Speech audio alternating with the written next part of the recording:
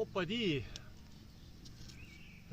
Viimastel päevadel on paar päris head kommentaari tulnud Preerikoja YouTube'i. Ja miks nad head on sellepärast, et nad on küsimusega, miks kurat sa teed seda? Paneme valguse kõigeks. Ja üks neist oli siis see, kus ma tegin siis vibuga tulepuurimisel käepidemele lamba liigese vedelikust libesti sinna sisse, et ülevalt oleks hõõrdumine väiksem. Et seal oli kommentaar siis, et selleks, et tuld teha, on kõigepealt lammast vaja siis.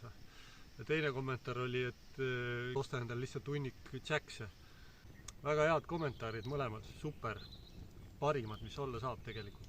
Vastuseks siis küsimustele, konstruktiivsele kriitikale, et ütleme mängult, et see hunnik neid kaupluses symboliseerib viimast 100 aastat, ütleme mõnda 100, tehnoloogia areng ja igasugune tehase toodang tuleb inimese juurde ja ta ise ei pea valmistama enam eluks vajalikke asju, vaid läheb ostab.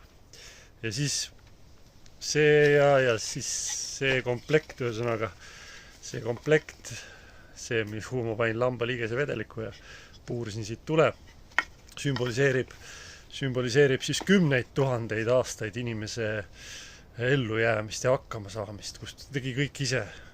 Läks metsa ja oskas loodusest valida õigeid asju ja kasutada kõiki neid tohutuid võimalusi, mida loodus pakub. Loodus on suurem kui ükskõik milline matkatarvete või mis iganes kauplus. Võimalused on meeletud. Inimese aju on siis üks hea tööriist, mis suudab kõigist nendest võimalustest genereerida igasugu manti ja kui me paneme siis kõrvuti selle 100 või mõnisada aastat asja ja 10 000 ennast tõestanud, 10 000 aastaid ennast tõestanud oskusi ja tehnikaid, siis ärme siis ära unusta seda, kust me tuleme ja mis tüübid ja mis oskused, milline geniaalsus meid on ellus hoidnud ikka suurusjärkude võrra pikema aja kui see tänane tsivilisatsioon, mis on jube mugav, jube mõnus. Varsti lähen telekat vaatama, aga äkki ei ole ennast tõestanud veel ja kriisikolletes me näeme, et kogu see varustuskindlus, mis meil täna tundub, et on forever, võib väga kiiresti ära kukkuda ja siis sel hetkel sa oled selle asja juures võib-olla või mis iganes muu metsaoskus. See ongi bushcraft, nii et ja ellujäämisoskus. Nii et ärme unusta ära, tuleme ikka metsa ja õpime need vanad asjad, hoiame au sees meie esivanemate kaugete, väga primitiivsete, väga kuradi kõvade vendade teadmised, oskused, mütikuse. Inimene on mustade kätega päevast päeva elanud paarsada 000 aastat, terve inimese ajalugu. Ja ütleme keskelt läbi viimane 100 aastat oleme puhaste kätega inimesed. Hästi suur märgiline selline muutus, et kui sul on käed mustad, järelikult sa oled kontaktis keskkonnaga, planeediga, loodusega, kus sa ise elad. Kui sul on käed kogu aeg puhtad, siis me hakkame muutuma justkui tulnukateks.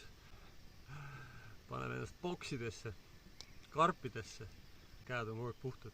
Teeme kohvi vahepeal.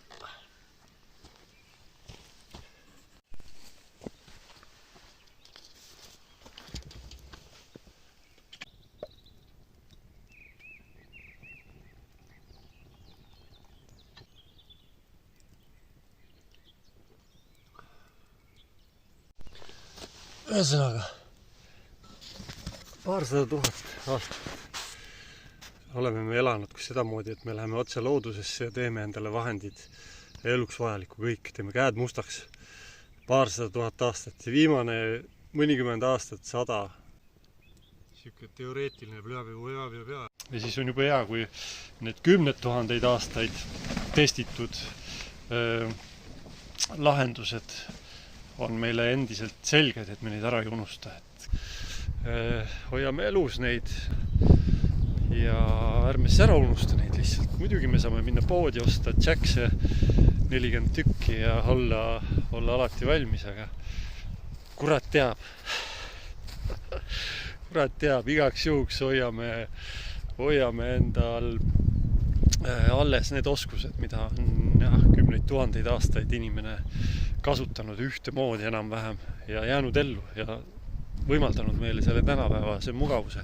Läheb äkki vaja, loodame, et ei lähe, aga jube hea tunne on teada ja osata endiselt neid asju, mida kunagi osati aastatuhandeid. Jääme metsikuks. Kuulge, pikk jutt sittut. Opadi, tulge metsa ja näeme. Kohvi.